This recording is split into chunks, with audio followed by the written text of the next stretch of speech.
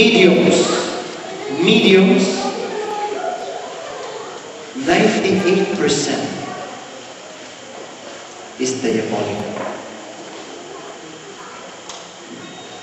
Because everything has been revealed by God. Kung may naman mga private revelations. Kaya nito pwede, no? Kaya nito pwede ito niya, explican ko yung theologically and philosophically, kaya nito pwede ito uhon itong tao na masiling makuhigan ni Father.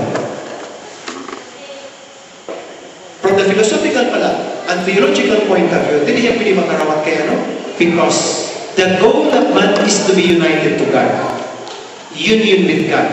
Not annihilation. So kung ikaw nga tao, masaling ka na God the Father, where is your I? Where is your personality? You are lost. So even from the point of view of philosophy and theology, dito po niya makarawat.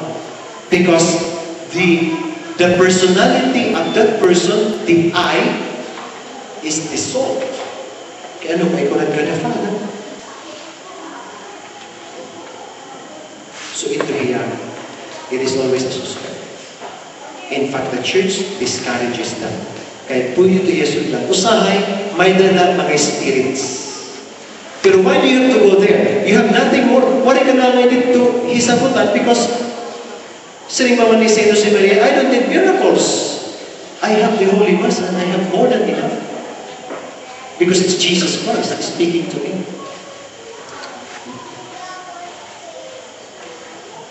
Okay.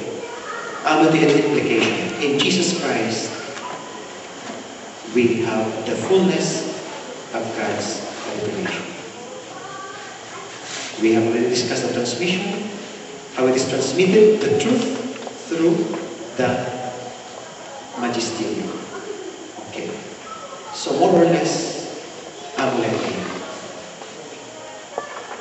Of course, we can talk about the magisterium, teaching authority of the church, but I think the core, the fundamental truth is already taken. Okay. Question?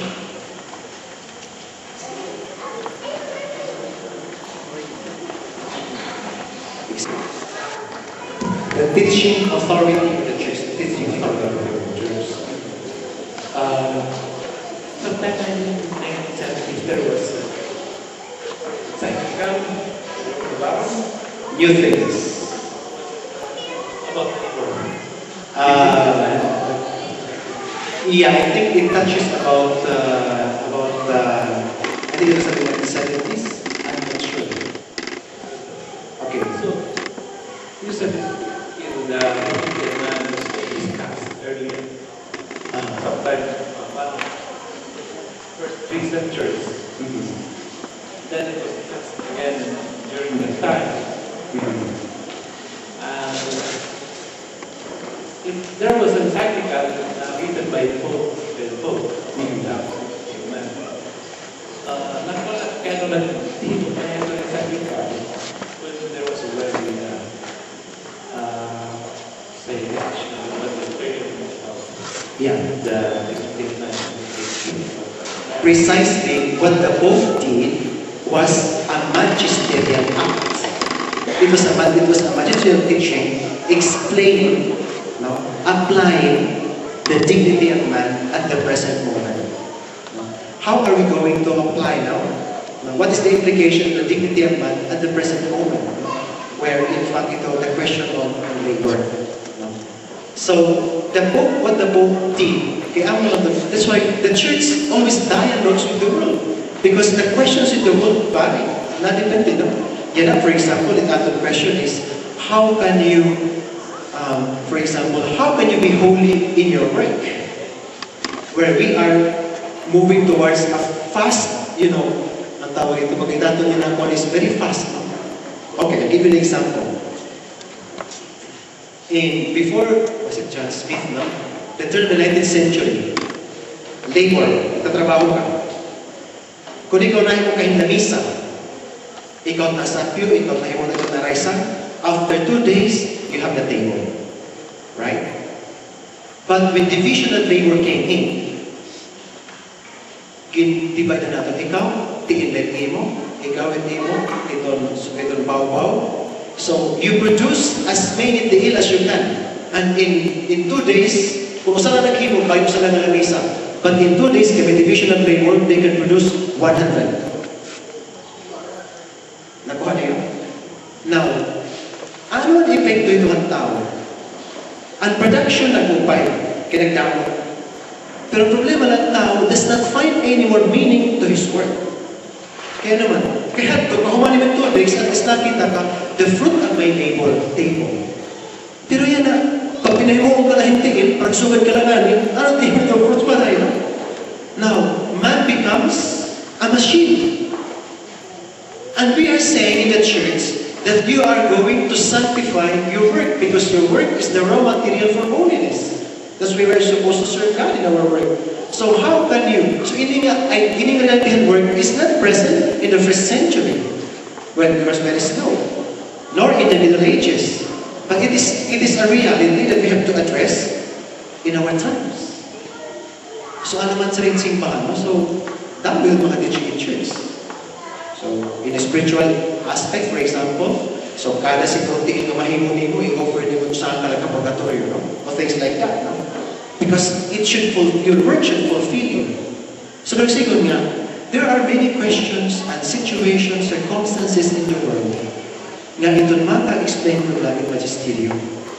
Even itong labor yan, iba itong question ang third of the 19th, 20th century at ato yung 21st century.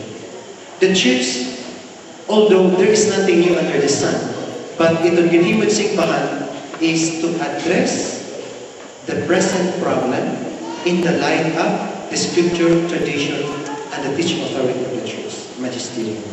So it is the church actually, ano sa religion po the second? Christ is the man who explains to man who is man. It's beautiful. It's a very simple summary. Nga tanan nga aspect natin kinabuhi can only be enlightened after seeing Christ. But who has the better perspective of Christ is the church. Nga tanan nga natin kinabuhi naangkan ka, waray ka, pamilya, o napubre ka. Everything can be enlightened through the reflection of Christ.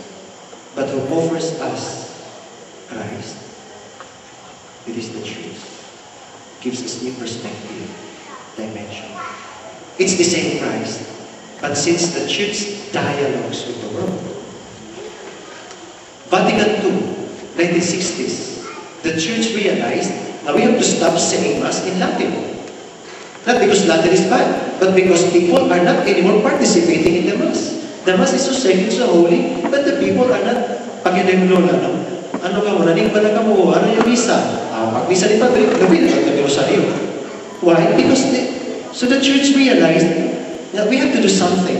That's why we have to use the vernacular. Because the church dialogues with the world. But the church is to convoke an ecumenical council, not only the bishops, but even non-believers. It was a very important ecumenical council. And it was in that council that it defined natin the universal call to holiness.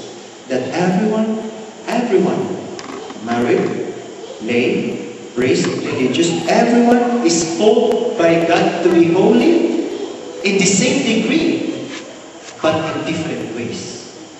Because before Vatican II, another concept of holiness was different. Gusto ni mag-holy?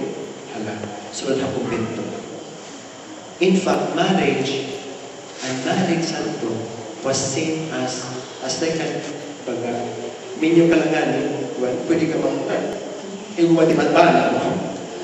But thanks to the magisterium, we developed the theology of marriage. And it came out after 1960s. But it doesn't mean nga marriage next changed before 1960s. It was the same because it was revealed by God. But the understanding of marriage was developing. Just like the understanding of human dignity in the first century until now has grown a lot, has developed. It's the same truth, but another understanding of the truth has progressed. Thanks to the magisterium and thanks to that situation where the church comes in